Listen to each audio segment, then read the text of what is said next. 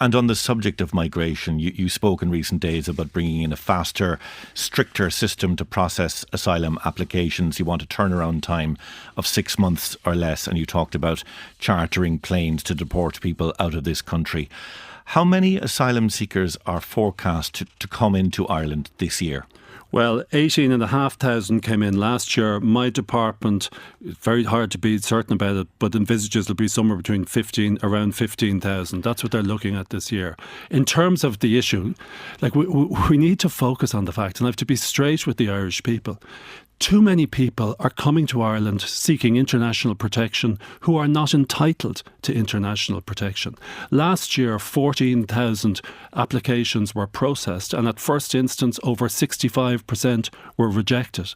This year already, in January, over 80% of applications were rejected at first instance. So I have to be honest with people and say that we have a situation where there are too many people seeking international protection who are not entitled to it. And the people who are really suffering from that, of course, are the people who are legitimately entitled to claim it, who may not be provided with accommodation because of the numbers that are coming in. So that's an area I'm not going to shy away from stating. But in order for it to be given effect, we have to have a procedure which recognises that if you come in and you're granted international protection, you stay, you're welcome.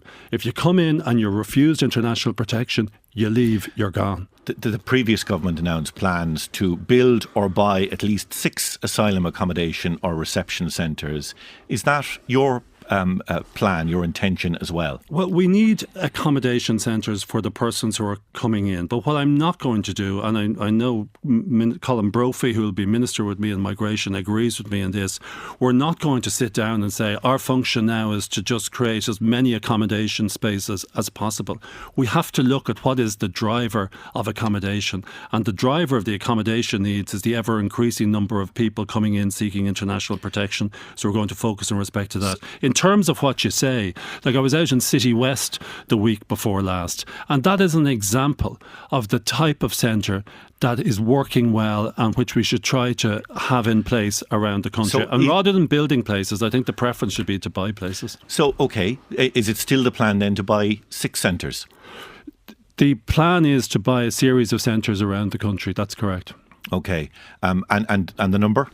I'm not going to finalise that yet. I don't want to start talking about commercial transactions that the state's going to enter into. But it is obviously much cheaper if the state owns the accommodation centres as opposed to giving vast amounts of money to people who own them and that were premises that were not designed for that purpose.